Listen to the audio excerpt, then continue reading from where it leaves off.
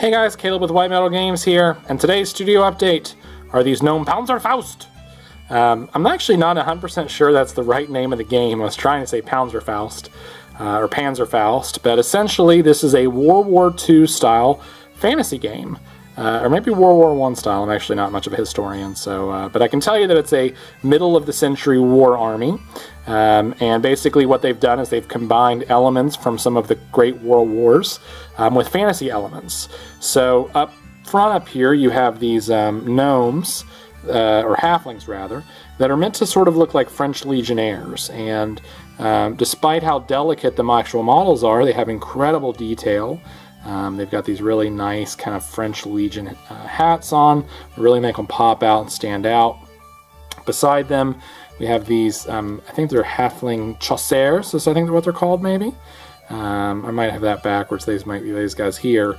But in this case, the particular client actually did a lot of the sculpting work himself.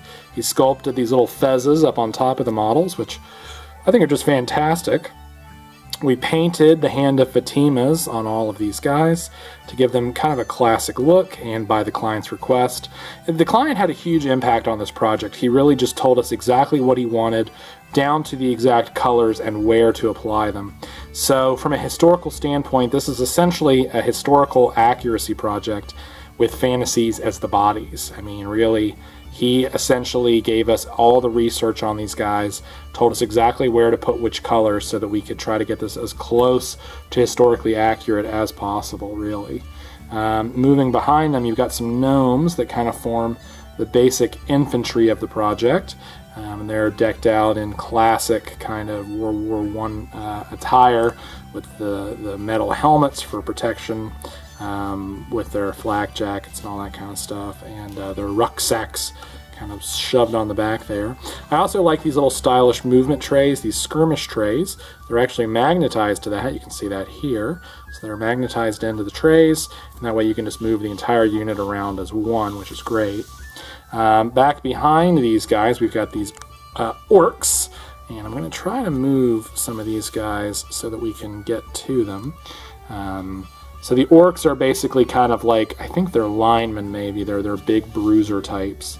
And again, just a lot of fun detail on these guys. They're around 28mm scale, but I would actually argue they're closer to 25mm. 3mm actually makes a pretty big difference in game in terms of scale. But they're just beautiful. They're really nice, really fun, really good detail here on these guys, even before we applied the paint. Fun detail, like this guy's got this big ass sword on his back. I guess like a scimitar or something. He uses it for close quarter fighting. This guy's holding the equivalent of like a mini cannon there, probably a 50mm gun. Just really fun. And then my favorite are definitely the ogres. These guys are just chock full of character. They're just so dynamic and so interesting when you look at them. They don't look like, I guess they're trolls technically, but they don't look like anything you've ever seen before. I think they're so different. They're so fun. Each one of them is kind of his own individual character model, so to speak, with the big tusks. The tail actually, the client actually sculpted on this bit of fur at the end, and the client is actually a pretty decent sculptor. I was really pleased with the work he did. Sometimes people do green stuff work on their own and it's quite bad and you have to scrape it off and redo it, but in this case none of that. The client did all the sculpting himself, and these guys came assembled and ready to roll, which is great because it allows us to not only get straight to painting, but it also saved him a couple dollars, which is great. So overall, just a dynamic looking project. I was real pleased with these guys, and I think it's just a really cool range. I'll try to find a link to the original portfolio online, so if you like them you can buy your own. But look up Gnome Panzerfauste, or Panzerfauste, and I hope you find them, and I hope you enjoy the range and the models, and definitely check these out.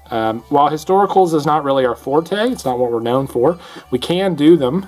It does require more delicate work because we have to match up all of the different symbols and rankings.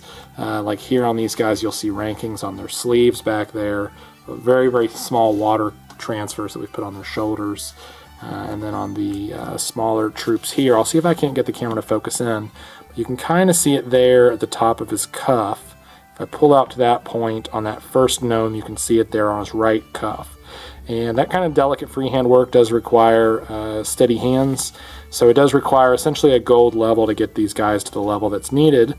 If you are a historical player, you will know the value of accuracy when it comes to colors, ranking, and that kind of stuff.